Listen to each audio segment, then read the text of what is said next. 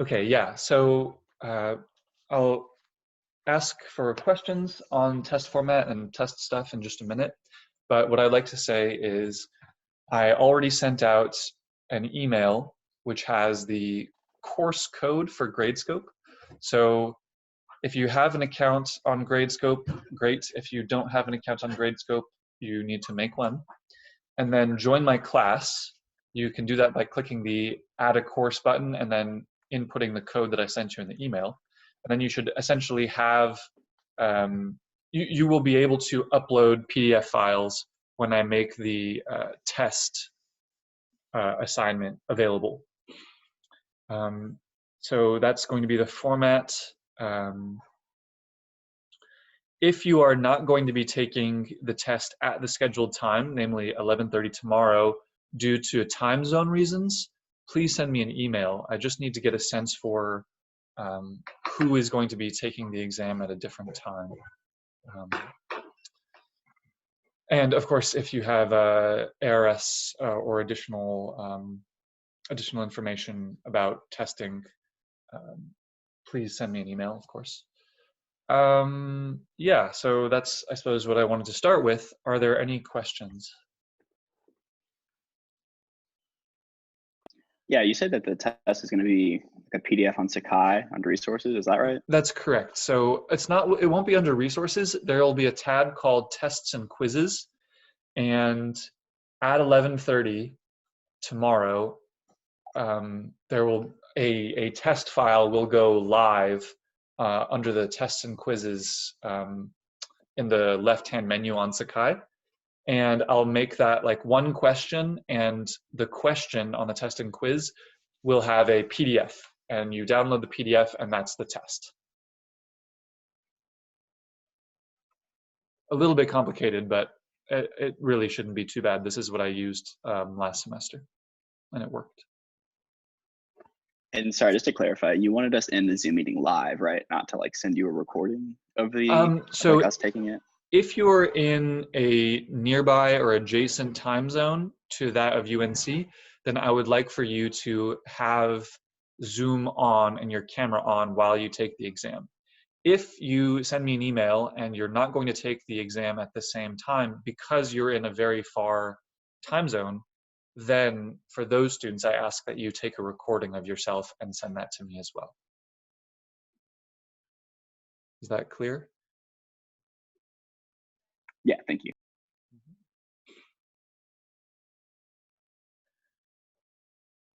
Any other questions? Can you print out the PDF? Yeah, absolutely. Printing out the PDF, and if you want to do your actual work on the PDF, that's also fine. So I've made it so it's like a test that I would actually hand out. So there should be sufficient space underneath each question. So if you print out the PDF and write on that, that would be great actually. But it's up to you. So in your email about the exam, you mentioned that we will get 1 hour to take it and then 10 minutes to upload it. Yeah. Is that like 1 hour from the time that we access that test on the Sakai site, or is it like 1 hour from the start of class?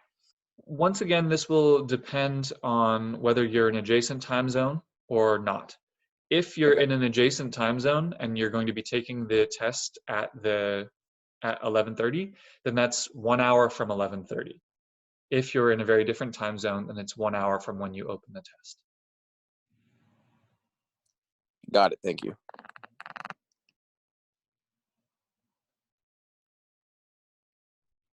And the 10 minutes to upload the exam, really, that's a lot of leeway, but I just want to kind of make room so that if people have technical issues, you can send me an email, and then I can discuss how to best proceed, basically.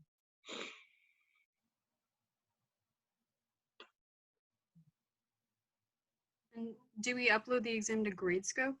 Yes, you'll upload the, so whatever you produce, your either scratch work or your answers to the problems, you'll upload scans of those files or pictures of those documents to Gradescope. That's right. I hope this isn't too, I think that overall, the system isn't too difficult. I know that there seem like there are a lot of moving pieces, but I'll be there able to help. And if you have any issues, you can just let me know and I'll be able to help with that. So I don't think that it'll be too complicated when we actually do it.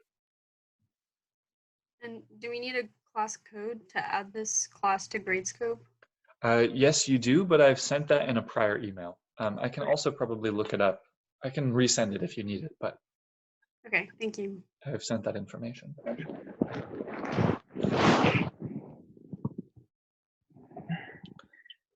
Any further questions?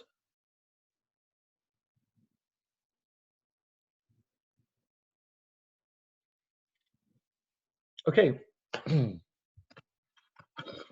What I want to briefly discuss is kind of a summary of chapter 2. Or at least the material that we covered in chapter 2. So the first thing that we covered in chapter, oh, hang on, this is a bit tilted. Okay, how's that? 1 second.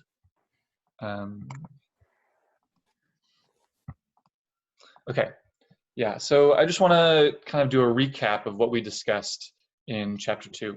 The 2.1 is when we discussed linear differential equations. Namely, we were solving differential equations of the form y prime plus p of t y is equal to g of t. And we found, what are some of the things that we know about solutions to this linear differential equation?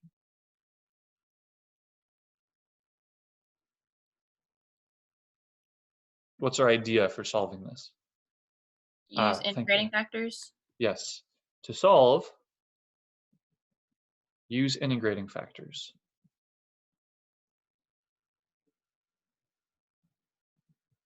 Namely, we try to find a mu of t such that mu of t y prime plus mu of t p of t y is equal to mu of t g of t. And what do we want?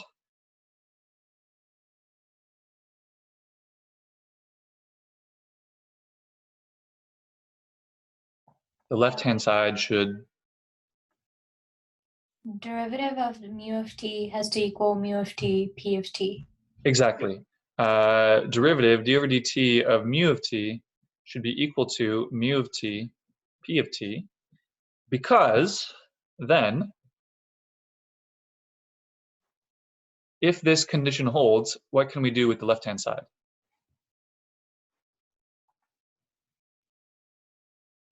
Turn it into a product rule. Then the left-hand side looks like a product rule. Is d over dt of mu of t y. And then you can integrate both sides. We didn't learn it in 2.1, but what do we know in terms of the existence and uniqueness of solutions here?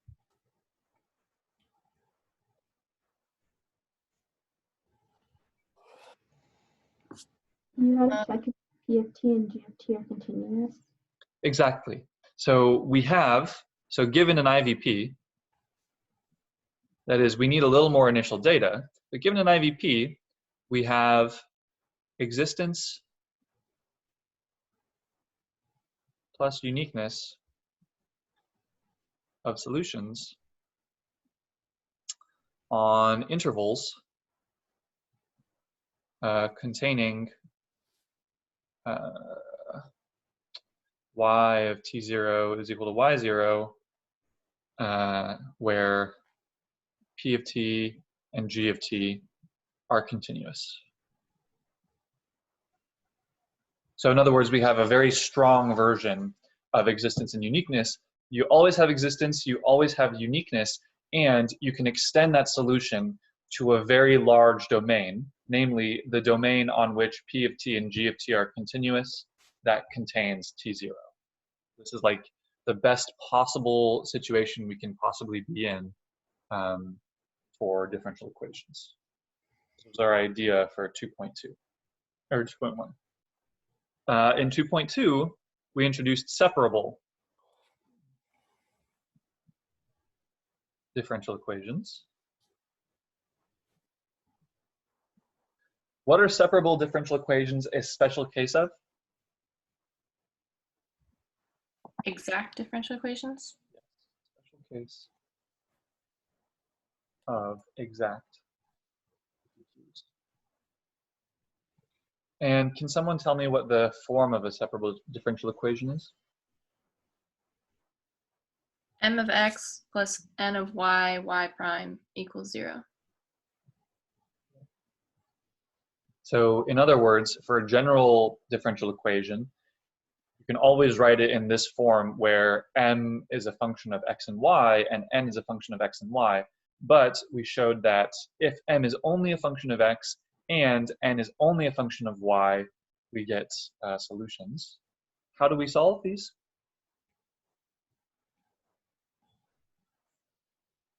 Just take the antiderivative. Yes, so we solve by separating our variables. And taking antiderivatives.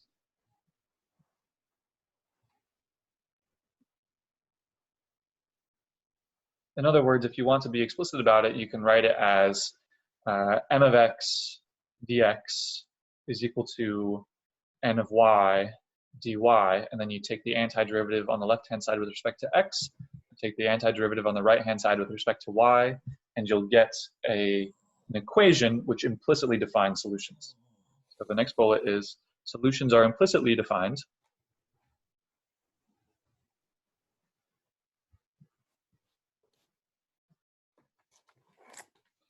And what do we have in terms of existence and uniqueness?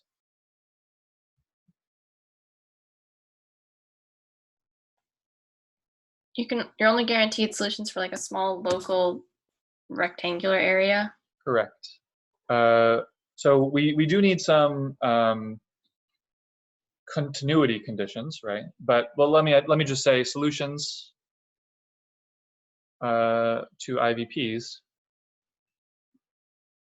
are local. In other words, you can't extend them necessarily very far.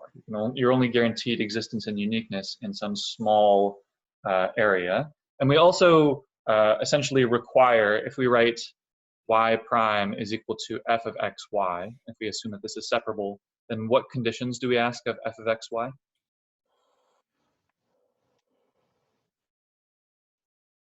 Has to be like continuous within the rectangle. Right. We demand f of x, y and partial of f with respect to y, x, y, must be continuous in a rectangle containing the initial data.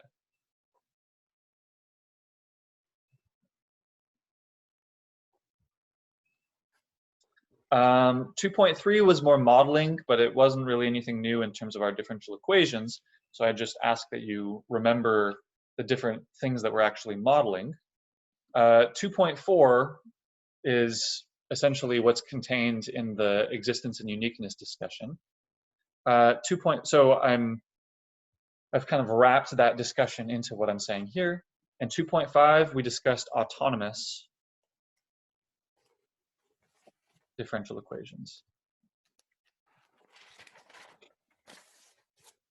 In particular, there were a couple that we were able to literally solve, such as the logistic model.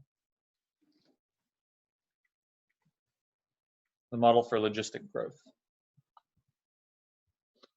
So we were able to solve things like dy over dt is equal to r times y, or dy over dt is equal to, our general expression for logistic growth was r times 1 minus y over k, y, things like this.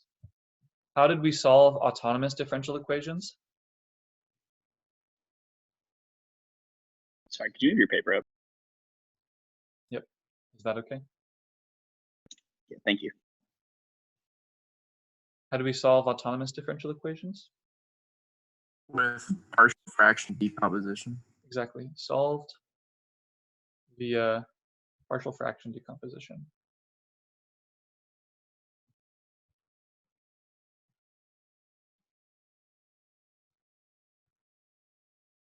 Essentially, they're separable. So you can move all the stuff involving y on one side, and then everything involving, well, there is no t, so you'll just have a constant on the other side. And then you're going to have some kind of slightly complicated function of y over here, and the way that we integrate that is using partial fractions. Some other techniques that were very important here were, I'm running totally out of space, but let me just add. We used slope fields and equilibrium solutions here. The equilibrium solutions are very easy to read off when you have a autonomous differential equation, and they generally separate different regimes of behavior. And so we used slope fields and we graphed y prime with respect to t to get a good sense for what was going on in between the slope fields. And then lastly,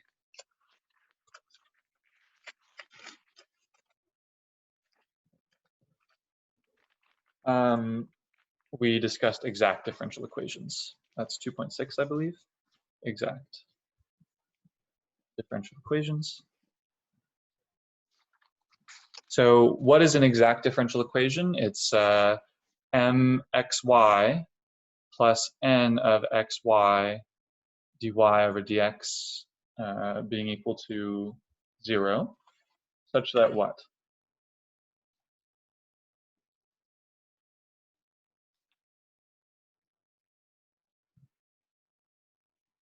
Like there exists some function phi such that like m is the partial derivative in terms of x of this function, and n is the partial derivative in terms of y for that function. Exactly, such that m of xy is equal to partial of phi with respect to x, n of xy is equal to partial of phi with respect to y. And if this holds, then you can rewrite this left-hand side as essentially a chain rule, or a chain rule. If this holds,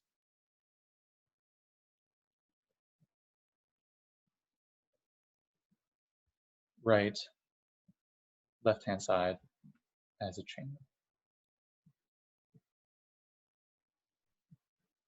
rule in two variables, x and y.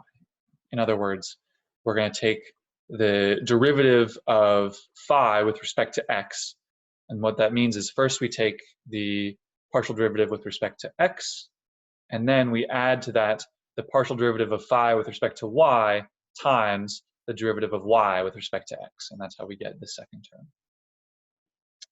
term. How do we check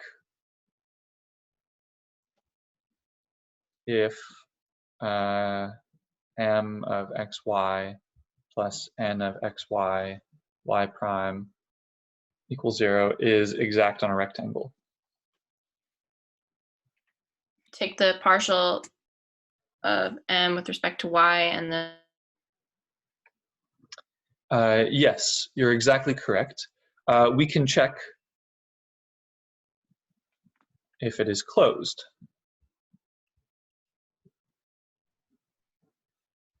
Or in other words, if m of y, x of y, is equal to n of x, x of y, because we know that on rectangular regions, closed is equal to exact.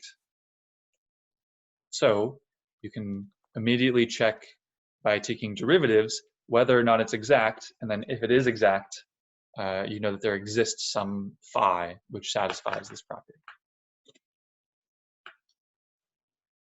And lastly, we at least introduced the notion of integrating factors.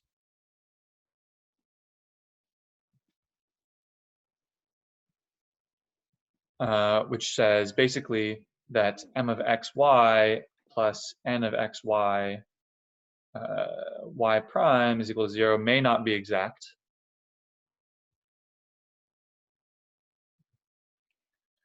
But possibly there exists some mu of xy such that mu of xy m plus mu n y prime is exact. And then we found conditions for when such a mu exists where mu only depends on x. It's a little tricky, but have conditions when mu of x works. Does anyone remember this condition? It's m of y, or the partial of m in respect to y minus the partial of n in respect to x over n. If this is what? If it's only a function of x. If this is a function only of x. Also, could you move the paper up a bit? Oh, yep, sorry. If this is a function only of x, then there exists a mu of x, which works.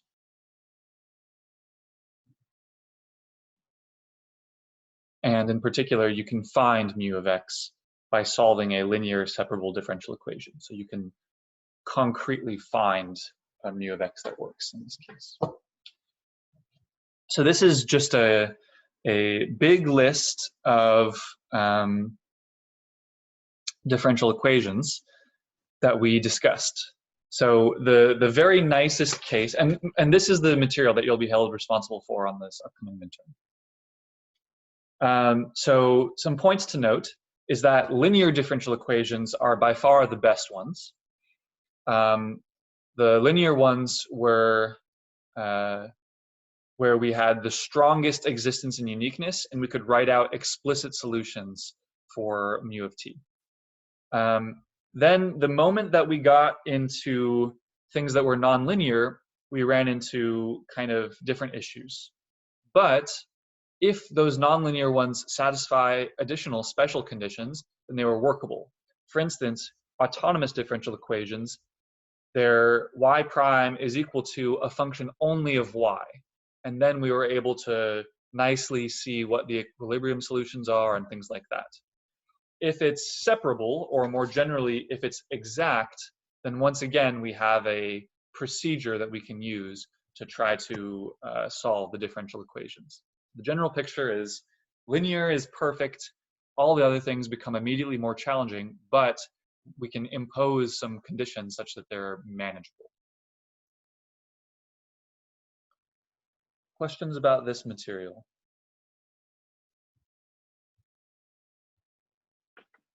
In the 2.6 section that you just wrote, you wrote like a k next to the equation with integrating factors. What did you mean by that? I wrote a k somewhere. I think it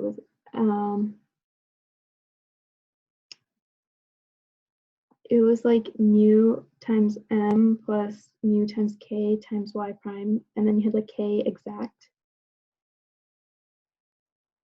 So I wrote, it's possible that there is some mu such that mu times m plus mu times n times y prime is exact. So I just multiplied everything in this equation by mu.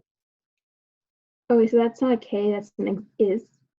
Is, yes, Okay. is exact. Yeah, sorry.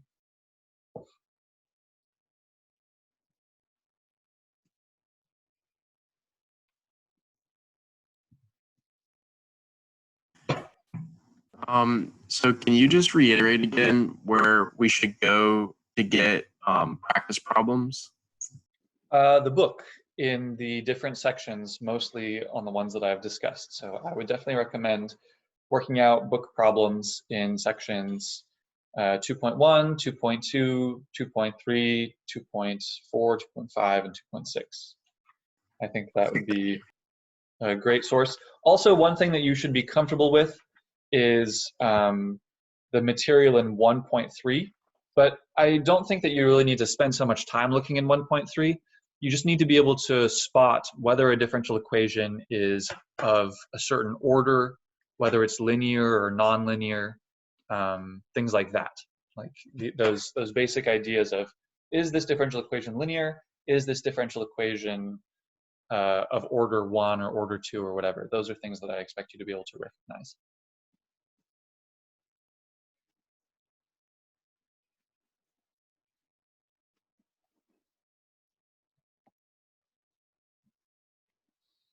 Okay, last time I was planning on doing a further discussion of 2.9, I think, or whichever one was kind of discussing more in depth the existence and uniqueness theorem.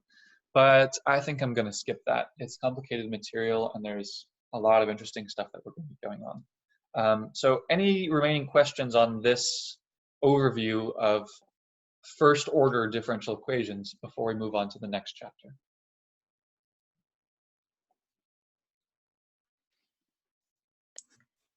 Do you think we could like go over existence and uniqueness for the separable differential equations again? Mostly the finding the intervals on which they exist. So I can discuss that. Basically, the point is as follows.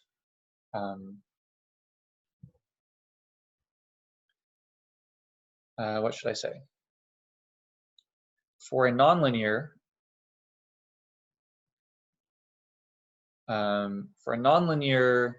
differential equation, nonlinear differential equation, y prime is equal to f of xy, like this. Our theorem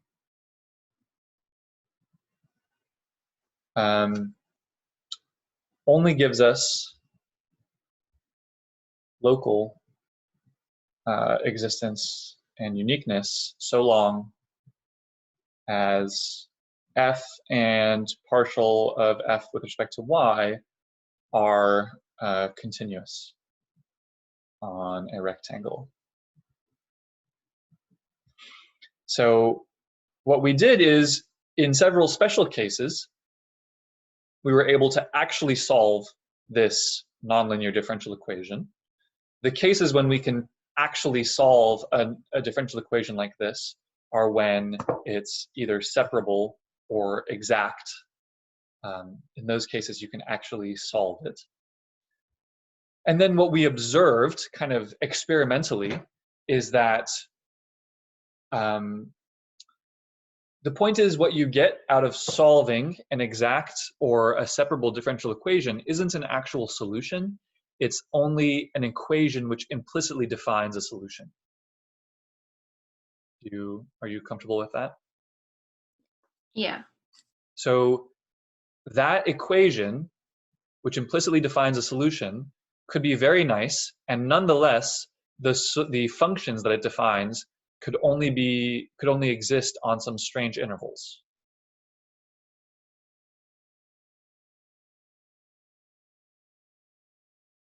And there's no concrete, nice way to figure out where the solutions exist without first finding the solutions, finding the equation implicitly defining the solutions, and B, rewriting that equation locally in terms of an actual function. So what I'm trying to get at is, I can't make any strong sweeping statements about where the solutions exist. It's possible that the behavior could be very bad. For a general nonlinear differential equation, you probably can't even solve it. If you can solve it, you'll get an equation defining an implicit solution, and you might have an extremely difficult time, that is an impossible time, rewriting that as an actual function. And then once you've done that, who knows where that function is defined?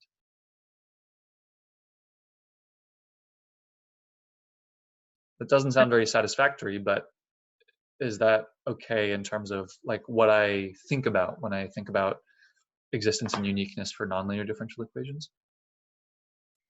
Yeah. And then the point is to find the interval where the IVP, or where it works with the IVP. Well, yes, you've gotten some problems where you're able to actually solve and find an interval. But the point is that in general, that can be very challenging. Right, so for the sake of the test, that's correct. If you're given a separable differential equation, you should find the equation which defines a solution and then try to get y on one side and a function in terms of x's on the other, and then examine that. That's the correct kind of sequence of steps. But if I'm thinking more broadly than the test and just trying to tell you about the material that we've gone through in this chapter, the point is it's in general extremely difficult to understand on what interval the solution is defined. You're guaranteed it exists on some interval, but it could be impossible to find how small that interval is. Okay, thank you. Yeah, so I'm kind of, on one hand, this is a test review, but on the other hand, I'm trying to give some kind of, I suppose, philosophical points about how to think about these different differential equations.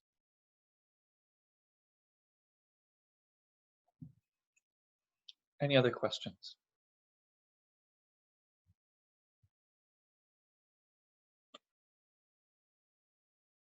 Okay, so now what we're going to get started on is the material in chapter 3.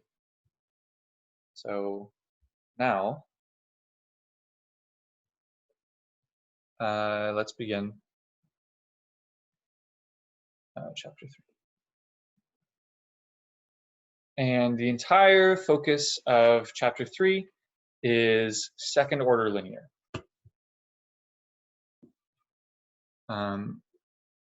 Second order linear differential equations.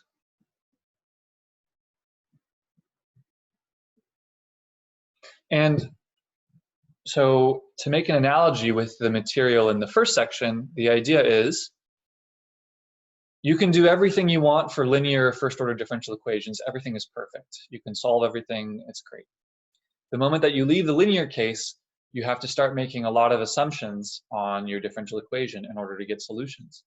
That behavior extends, and it's even more dramatic as the order of your differential equation goes up.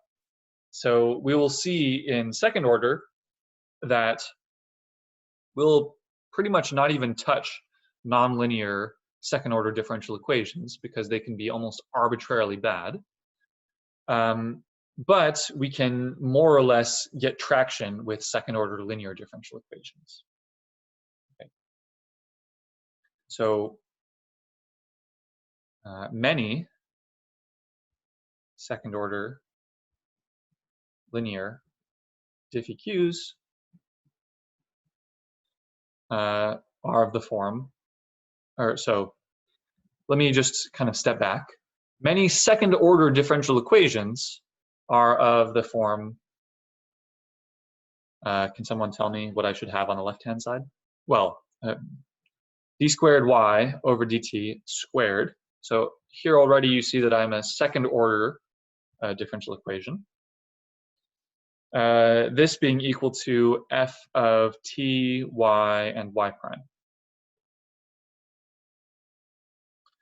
Question, are all second order differential equations of this form? No. No, what other behavior could we have?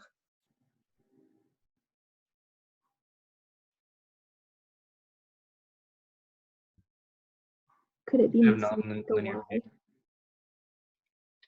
y? So this, I'm already not really assuming that this is linear because this this function f need not be linear in y and y prime. The point is I've got nothing multiplying this order 2 piece. So I could make this more general by multiplying by some function g of t, y, y prime.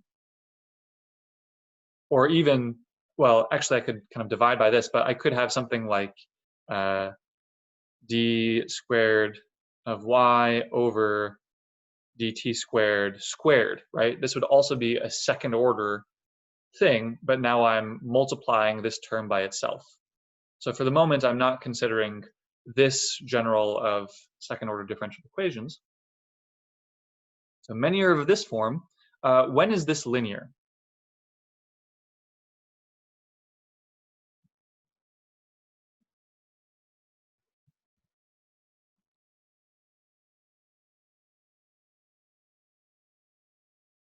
when the function is linear with respect to y and y prime? Exactly.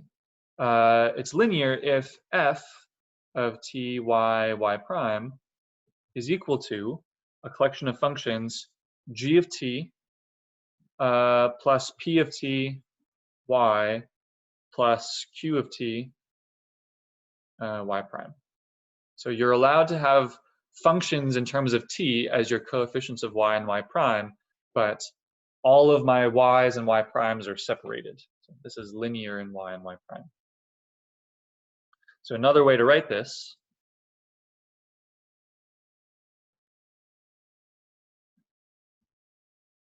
is something that looks like y prime or y double prime plus p of t y prime plus q of t y is equal to g of t. And this more or less covers second order linear differential equations. You could have some additional coefficients, like some extra function here, f of t, no, not f of t, I don't know, p, q, r of t, but then you could just divide everywhere by r of t more or less and get the same collection. Okay, so here's some important things that we should consider. First of all, what extra data is required for an IVP now? So remember, in the first order differential equations, the extra data that we required to get existence and uniqueness was the data of a point that the solution passes through. But if you have taken, well, you've all taken the calc classes, so you remember that if you're given the second derivative of a function, and then you're trying to find a function whose second derivative is the given one, how many kind of constants do you have floating around? Gonna get like 2. Yeah, you should have 2 constants floating around because you're taking 2 antiderivatives, and each time you pick up a constant. So recall if, I don't know, f of t is equal to, if f of t is the second derivative of a function, all right, f double prime, then f of t usually has C1 and C2 constants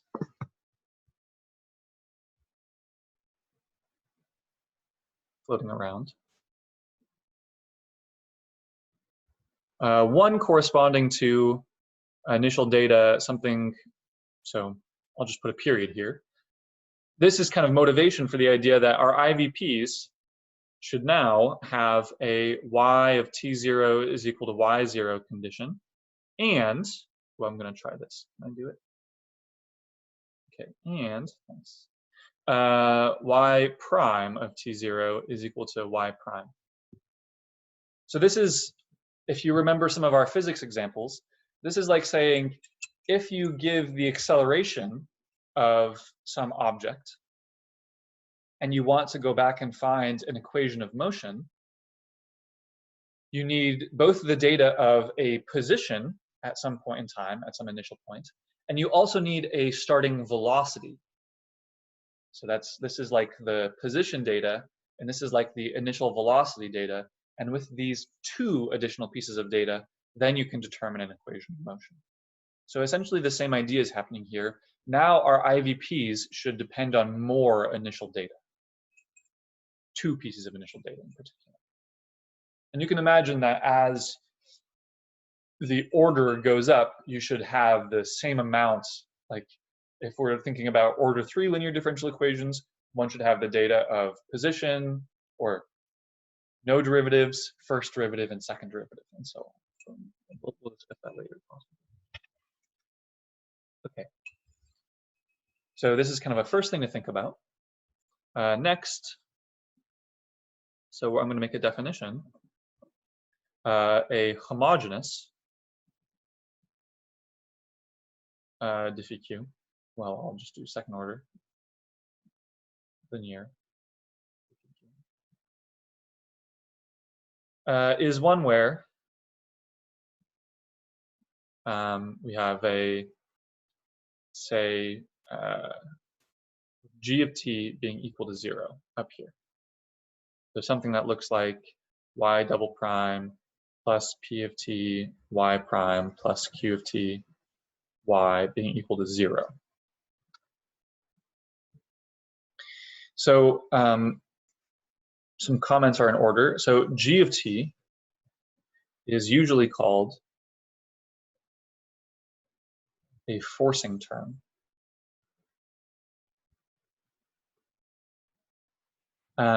Because, well, it usually corresponds to some additional amount of force that is being put into the system. So one place where this comes up is that, for instance, this equation where everything is equal to 0 might correspond to like a mass spring system in physics, which you apply some initial conditions to it, and then you let the spring go, and then this will describe the equations of motion.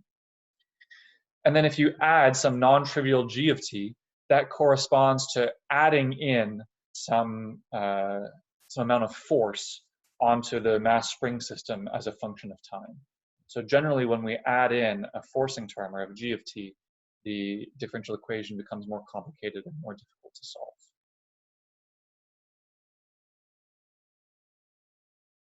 Any question about these things that we've discussed so far?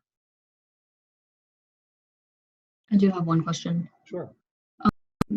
So, sort of similar to this, there was a question on one of the homeworks, I have no idea which at this point, where we were given a velocity function, and then we were asked to find position at some time that we previously found or whatever. Yeah. But the only initial value that was given was of the velocity function, and in order to get the correct answer, it seemed like you just had to sub in that initial point into the position function as well, but I don't see how that makes sense if we were never given an actual initial position function point. Does that make sense? I'm not exactly sure.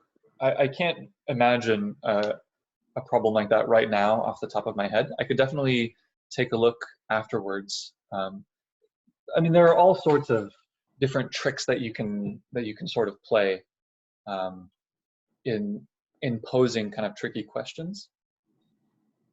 So I'd be happy to look at the question that you're asking about after class in office hours or something like that and try to understand what they're asking us to solve for. But I think that that's not exactly this general framework that I'm discussing right here. Okay, thanks. Yeah. What I'm saying is it's very possible to have questions that are a little contrived. But if you understand this general framework, you should be well prepared to answer even those kind of contrived questions that are asking you to do something kind of in reverse or backwards. Something like that.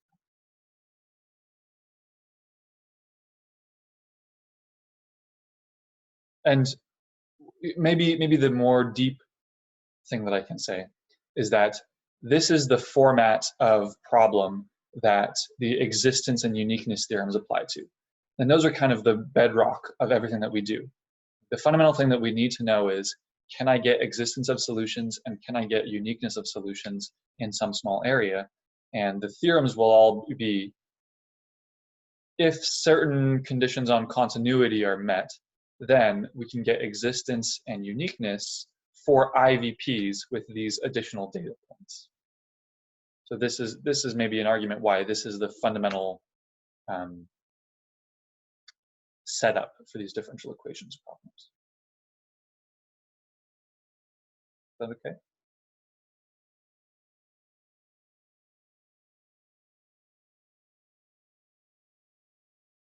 Any further questions?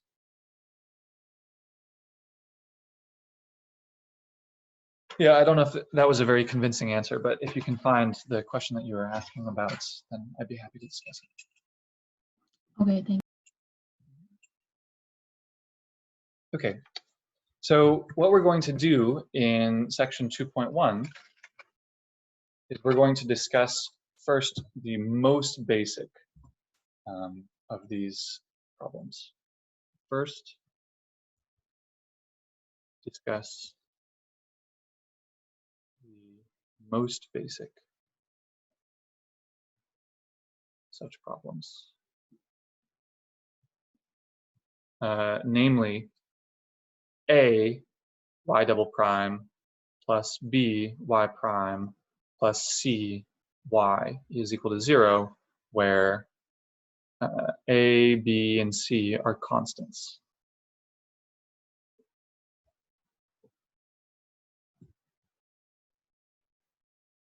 Okay, so the first example that I'm going to do just comes right out of the book. If you're following along, you can probably read it faster than I can write it. So one of the most simple possible examples that could come up here is y double prime minus y is equal to 0. So let's talk about what we expect from this differential equation. So first of all, we expect a two-dimensional family of solutions.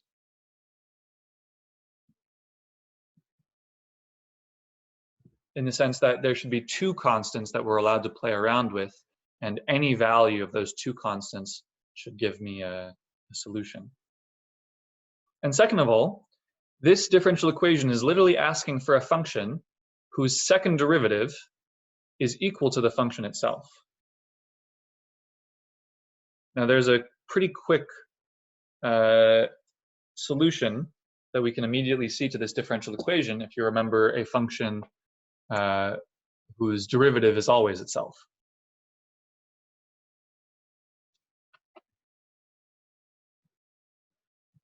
You did T.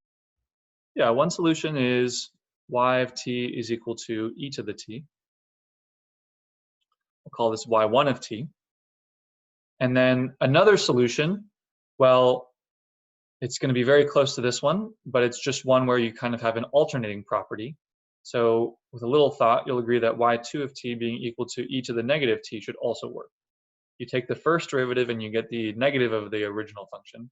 You take the second derivative and you get the original function back. So since this is a very simple differential equation, we can kind of look at it and guess two solutions. And now the question is, what other solution should we get?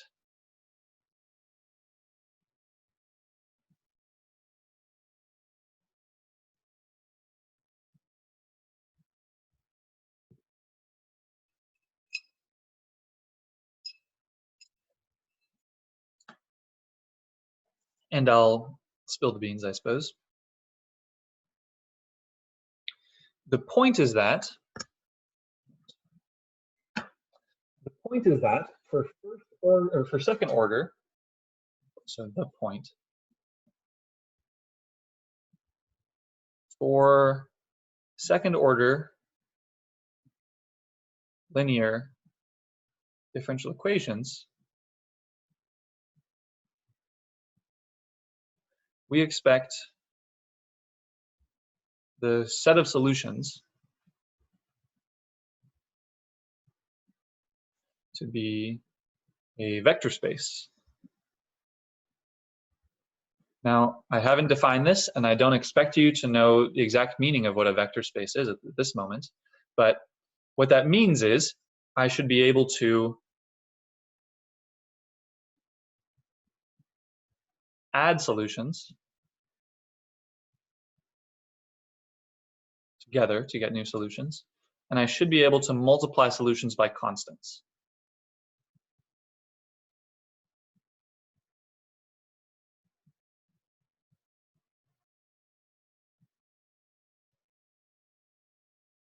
This is essentially what it means to be a vector space.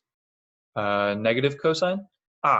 Negative cosine essentially will work here as well. Let me think about that. Negative cos. Well, negative cosine, actually not quite, because doesn't that have periodicity 4? Like all of the trig functions, you won't get back the original function after 2 derivatives, you'll get it back after 4 derivatives. So I think negative cosine is not quite going to work. But you're certainly correct in the sense that these exponential functions are very closely related to trigonometric functions. And that's a good idea to kind of hold on to. Okay, so what we should do is we should check this. So we have 2 solutions. Y1 is equal to e of t, and y2 is equal to e to the negative t. And what I'm claiming here is that I should consider solutions of the form c1 e to the t plus c2 e to the negative t. Here I've multiplied the first solution by an arbitrary constant. I've multiplied the second solution by a different arbitrary constant, and I've added them together. Is this a solution?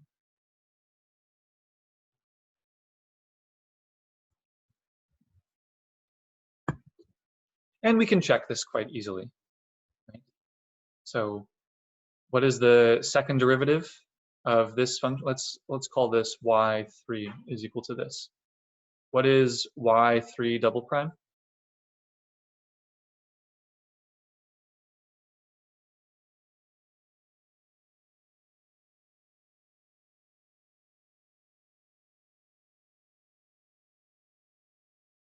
It would just be the same as y3. Yeah, exactly. I take 2 derivatives, d over dt of c1 et plus c2 e to the negative t, which is equal to c1 e to the t minus c2 e to the negative t, d over dt of this. And this is going to be equal to just exactly c1 e to the t minus, or plus c2 e to the negative t. So y3 double prime is equal to y, so this is a solution.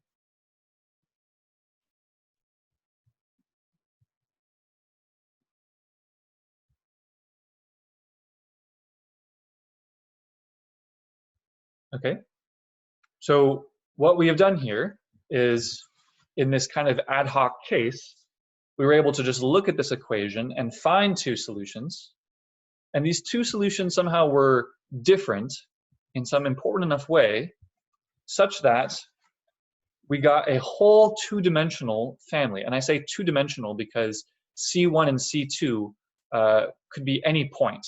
So if you look at R2, and you pick any point in R2, A, B, then those coordinates A, B plugged into here, A e to the t plus B e to the negative t, that will give you a solution. So I can kind of parameterize solutions by the real plane. Okay.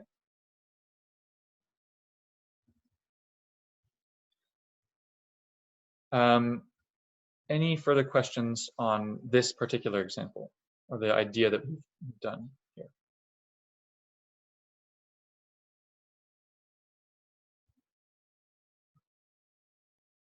Okay, let's kind of go further. So we should probably add some initial conditions. So let's say initial conditions are as follows. We could possibly have uniqueness if we specified an IVP, initial data. So just on a whim, let's say I want y of 0 to be equal to 2 and y prime of 0 to be equal to -1. Okay.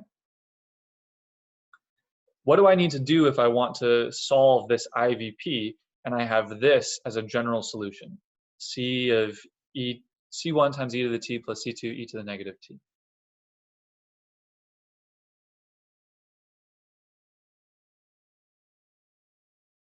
Just like plug in to make a system of equations. Yes, we are going to plug in and get a system of equations. Plug in t is equal to 0 and get a system of equations. So let's do that explicitly.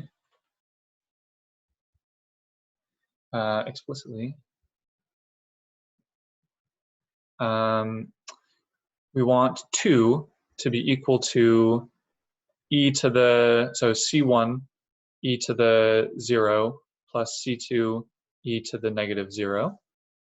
And then y prime is equal to c1 e to the t minus c2 e to the negative t.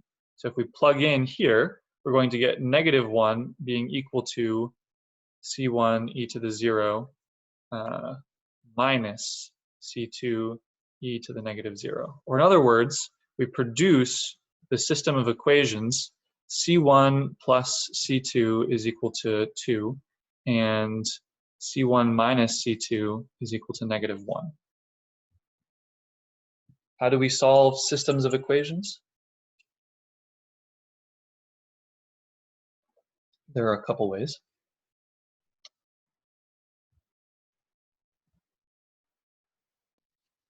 You could add the equations and the C2 will cancel out. Exactly. The general ways of trying to solve these differential or these linear systems is to either start adding the rows to each other or use a substitution method. Here, the adding the rows to each other seems like it'll produce something nice, because if we add the rows together, we'll get 2c1 plus 0c2 is equal to 1. Or in other words, c1 is equal to 1/2. And then c2 has to be equal to 3/2. Then we get a solution to the IVP is y of t is equal to 1/2 e to the t plus 3/2 e to the negative.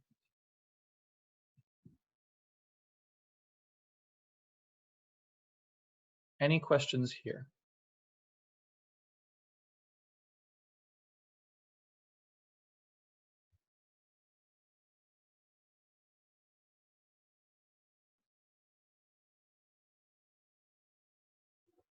No? No questions, really. I just want about like we always get explicit solutions if it's homogeneous and like we have the IVP. Nope. Still, so this is a situation in which things get worse and worse as the order of the differential equation goes up.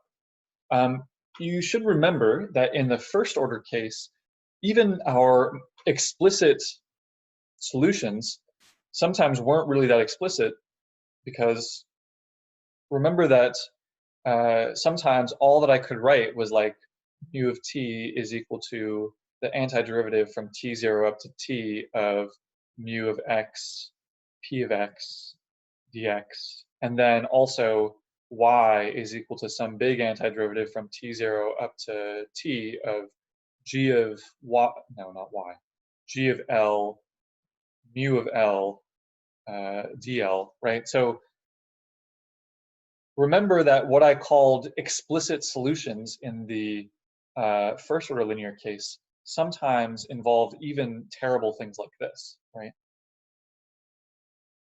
And it turns out that in the second order linear, even expressions like this we can't always get. So this is another case where as the order goes up, the amount of things that we can say goes down in general. But of course, we're mostly going to be working with special differential equations where you can actually solve them. Does that answer your question? Yeah, that did. Thanks.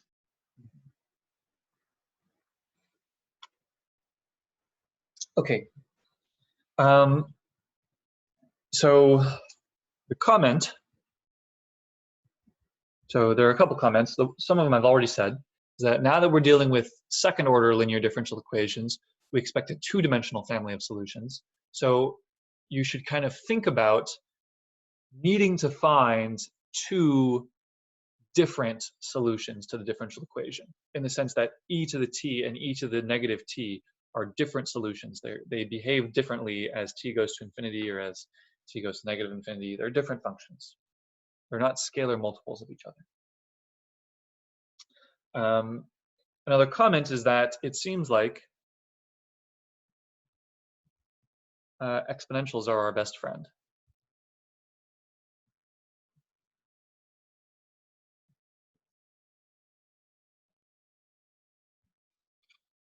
So let's now try to examine a more general differential equation of this form.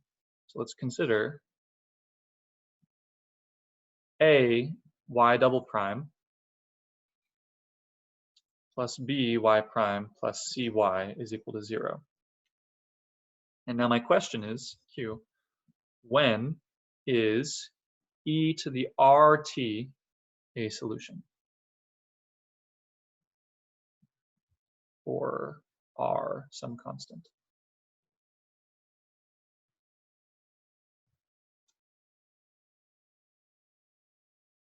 How do we check this?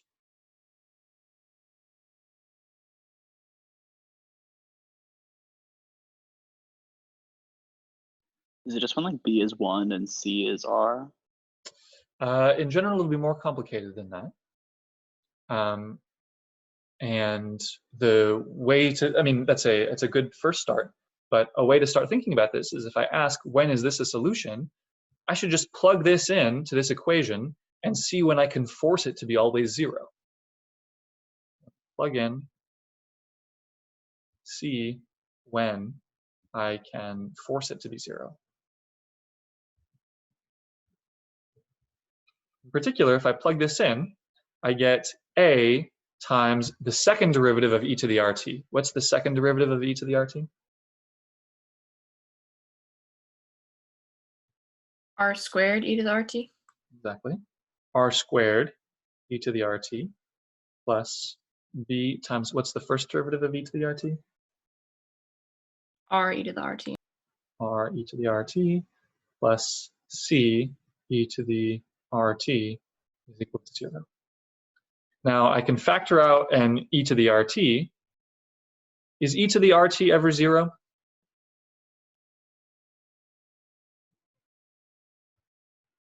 No. No. E to the RT is never 0. So y is equal to e to the RT is a solution precisely when what? When AR squared BR plus C equals to 0. Exactly. Precisely when R is a root of ax squared plus bx plus c. Right? Or in other words, this is 0. Oh, you can't see. Do I have everyone here? Does anyone have questions about what I mean by this?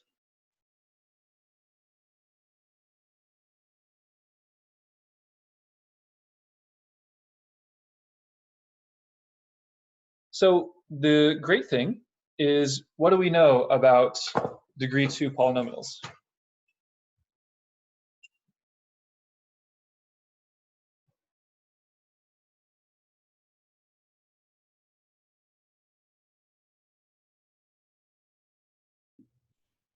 What You can mean we like we have always like do? we can like just use quadratic equation? Exactly. We can always factor these.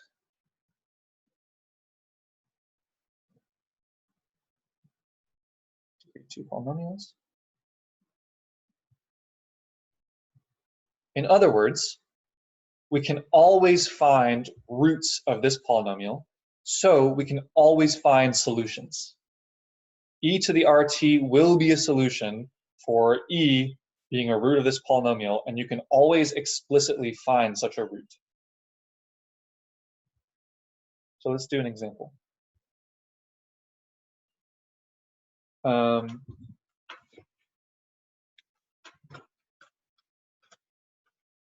don't you try this as a shot? Example, find the general solution And I haven't really justified why these should be called general solutions. We'll do that later in this chapter. 2y double prime plus 2y prime minus 3y is equal to 0. All right. Try to work on that for a little bit.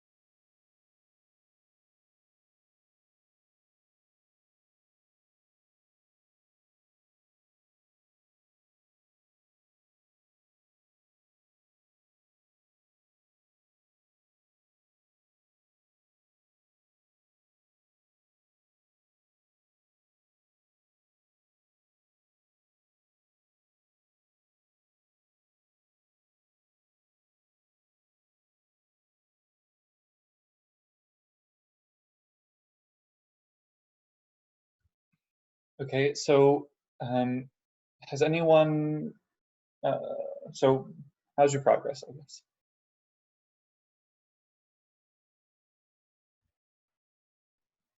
So we know e to the RT is a solution when R is a root of what?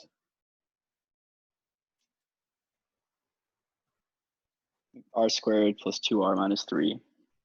Yeah, all right, x squared plus 2x minus 3. So you want x to be a root of this, or in other words, you want r squared plus 2r minus 3 to be equal to 0. How do we factor this? X plus 3 times x minus 1. Right, x plus 3 times x minus 1. So immediately, you know two different solutions to this differential equation. They are y1 of t is equal to E to the negative 3t. exactly e to the negative 3t, and y2 is going to be of t is equal to E to the t. e to the t, exactly. So what we did is we examined when is e to the rt a solution here. We saw that that was essentially equivalent to solving or finding the roots of this polynomial. We found two different solutions, and now maybe one should check, but it is something that I can tell you. Here's another important property of homogeneous linear differential equations. You can add their solutions together, and you can multiply their solutions by constants to get more solutions. So what does the general solution, what does the two-dimensional family of solutions to this differential equation look like?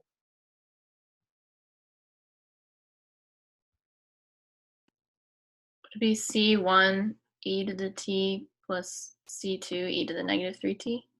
Exactly.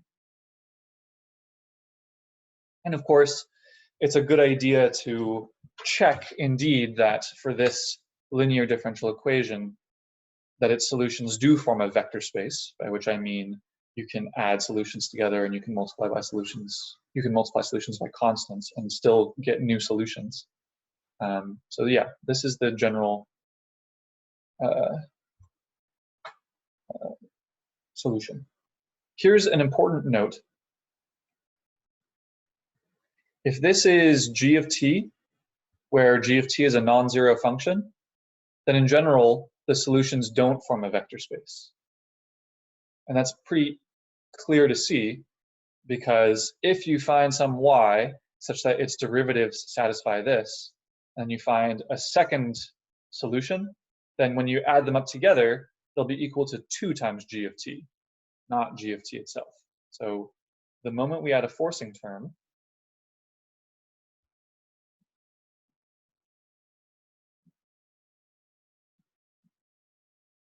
we cannot add solutions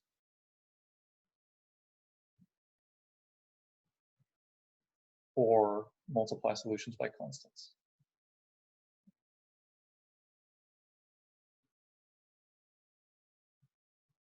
Get new solutions.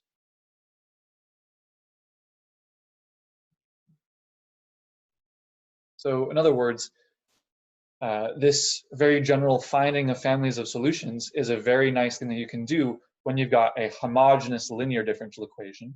The moment you add in a forcing term, you have to do something more complicated to find your nice families of solutions.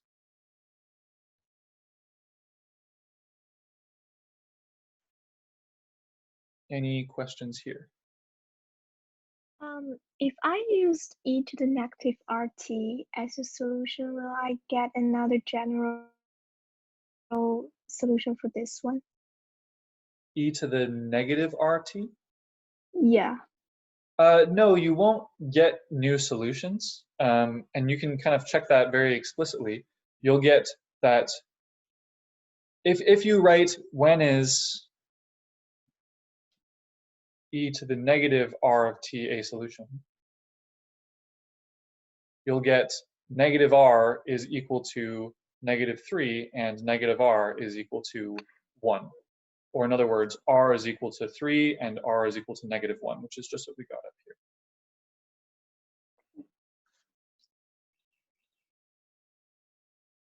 That's something that you can check if you'd like.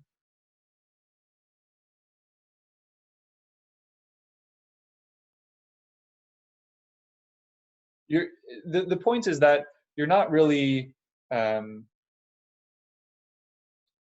factor, like the key here is the polynomial given by the differential equation here that you'll have to factor in order to get your solutions. Okay, thank you. So this polynomial,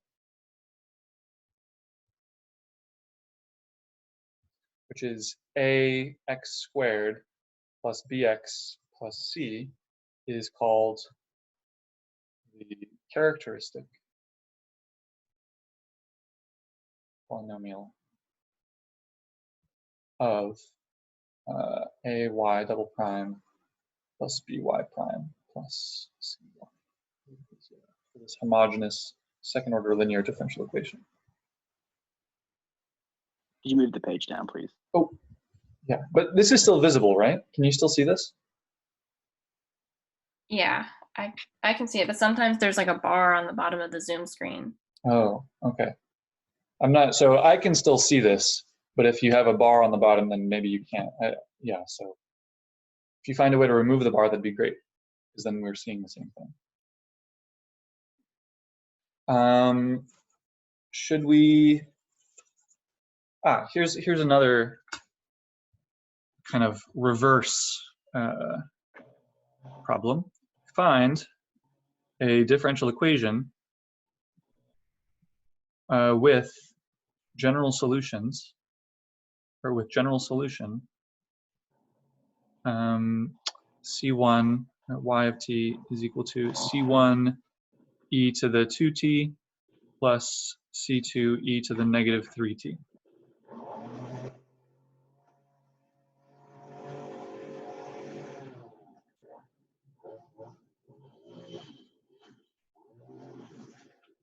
Why don't you give this one a shot?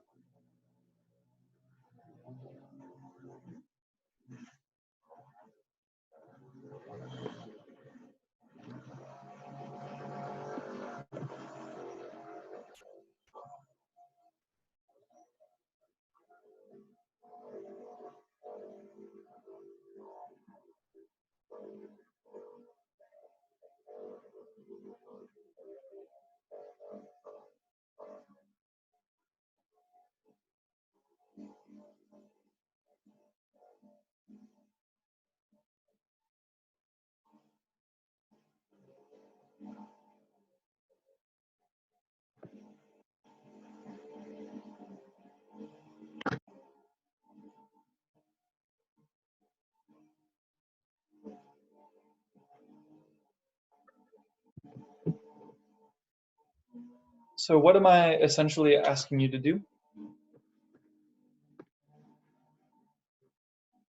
Find the characteristic polynomial. Exactly. Find a polynomial whose roots are 2 and -3. Find out the coefficients of that polynomial when you kind of FOIL out, and then use those as the coefficients of your differential equation.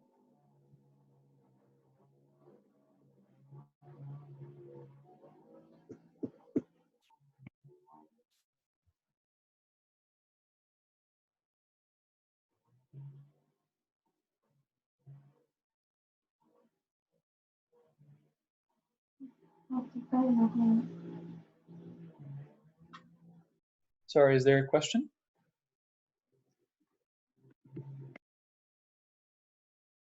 Okay, so we want x minus 2 times x plus 3 as our polynomial, right? Because then -3 and 2 are the roots. And this is going to be equal to x squared plus x minus 6. And so this will be the general solution to the differential equation given by y double prime plus y prime minus 6y is equal to 0. Is that what y'all got? Yes. Great. Happy to hear it.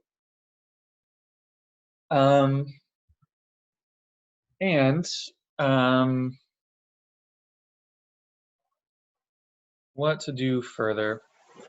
There's a lot of material in this chapter, and we're like 10 minutes away from the end of class, so maybe I should just get started on some of the further material. Here's one last thing to remark, is that what we're solving here and what we're getting this isn't a too complicated collection of solutions, but it's a non-trivial collection of solutions.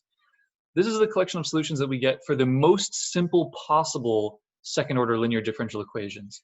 In other words, in the case where all of the coefficients don't depend at all on t, they're all just constants. So the behavior gets much more complicated as you introduce actual coefficients which vary in t. Okay, let's continue. So just for kind of ease, for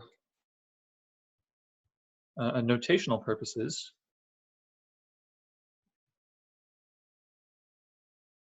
we introduce the differential operator notation.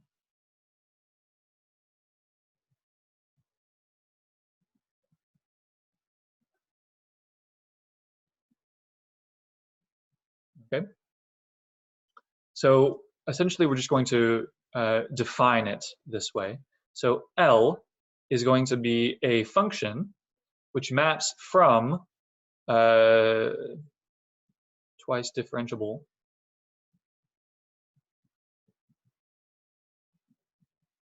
functions to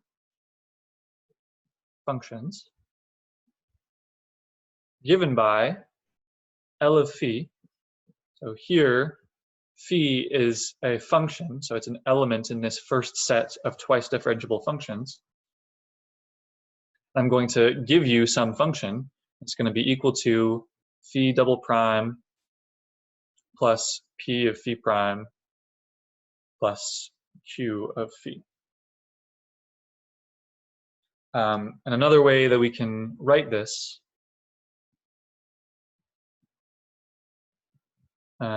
as L is equal to d squared plus pd plus q, where d is called our differential operator. D of phi is equal to phi prime. So in other words, what I'm able to kind of do when I introduce a differential operator is I can now associate a polynomial in D to any second-order linear differential equation. So what this does is introduce a polynomial in the variable d such that linear differential equations look like polynomials.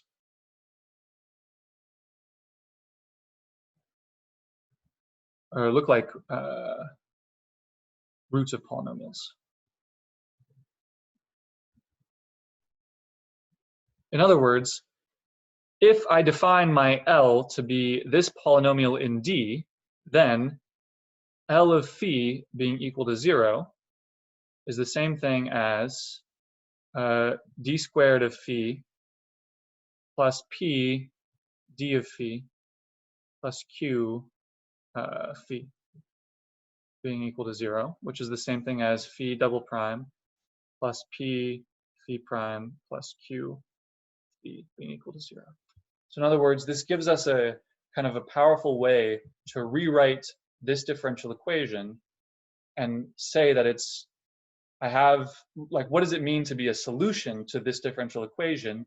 It means I have a function such that when I apply this differential operator, I get 0.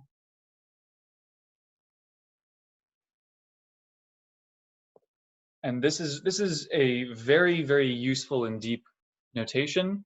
For us in this class, it will probably mostly be a notation, but it's important that we introduce this notation early so that you can become comfortable with it and familiar with it. And probably this will be the last thing that I say today, is we have existence and uniqueness. So consider the IVP y double prime plus p of t y prime plus q of t y being equal to g of t. And the initial data y of t0 is equal to y0, y prime of t0 is equal to y0 prime. Then, if p, q, and g are continuous on an interval. You move the page in a little bit. Yep, sorry. I containing t0, then we have existence, uniqueness of solutions, which are defined on I.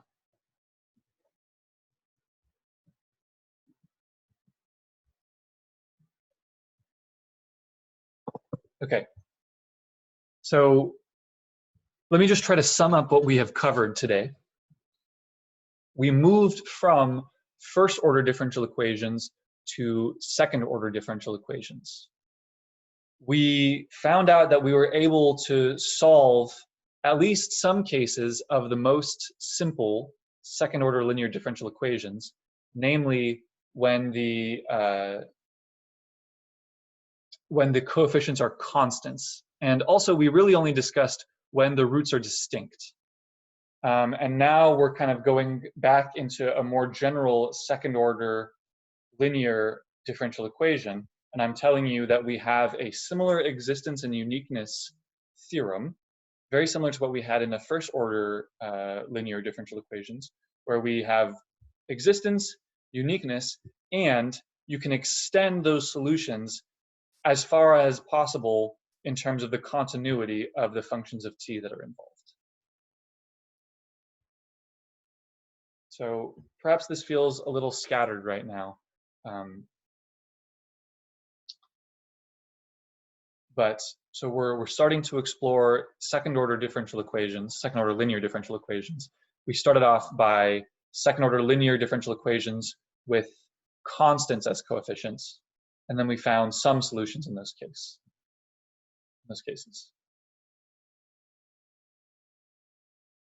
as a little note, as a last note, I know this is kind of scatterbrained of me.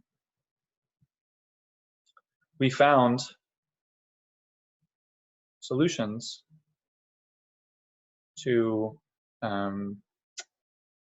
a y double prime plus by prime plus c is equal to 0. We found general. And we found them in terms of the characteristic equation ax squared plus by or plus bx plus c. What I have a question for you is, what are the kinds of pairs of solutions or roots that we can get to a degree 2 polynomial? You mean like no solutions, one solution, or two solutions? Yes, exactly. I'll write exactly that in a slightly different way. The three possibilities are two distinct real roots. And this is what we solved today. When we had two distinct real roots, we saw that a general family of solutions looks like ce to the r1t plus c2e to the r2t, where r1 and r2 are our two distinct real roots. Another case is that there is one repeated real root.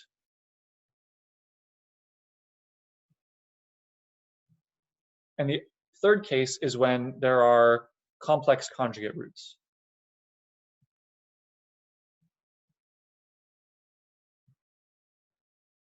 So I'm just drawing your attention to the fact that even in this extremely stripped down and bare case of second order linear differential equations where all the coefficients are constants, what we did at the beginning of this lecture was we found general solutions when we had two distinct real roots.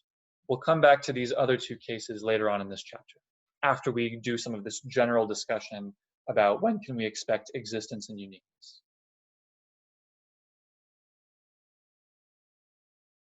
Sorry, I probably should have mentioned this earlier when we were doing it before introducing the differential operator notation. Okay, a lot of material. Are there any questions? Is the interval that this function is continuous on, is it like the same as before, where we're assuming like the interval contains whatever initial data we're looking at? Yeah, so you have to demand that p, q, and g are continuous on an interval I, which contains t0, this initial point, right? Y of t0 is y0, y prime of t0 is y prime of 0. So once you have an interval I, which contains t0, on which p, q, and g are all continuous, then your solution exists on that interval. In particular, you can take the largest interval containing t0 such that p, q, and g are all continuous on that interval, and you're guaranteed a solution on that whole interval. So this is like the first order linear case and not like the first order nonlinear case. So this is kind of a global, not local existence of solutions. Now, it doesn't actually mean global. It doesn't mean that you can extend it to all t, but it means you can extend it to the biggest possible interval where some conditions on p, q, and g are satisfied. So, wait.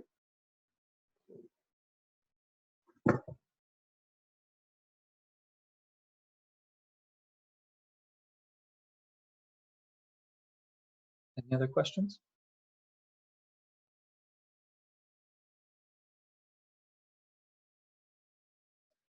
All right, it's 1 o'clock, so that's about it for today. I can wait after and try to answer some office-hour questions in about 5 minutes. If anyone wants to ask me some questions, I'll be back in about 5.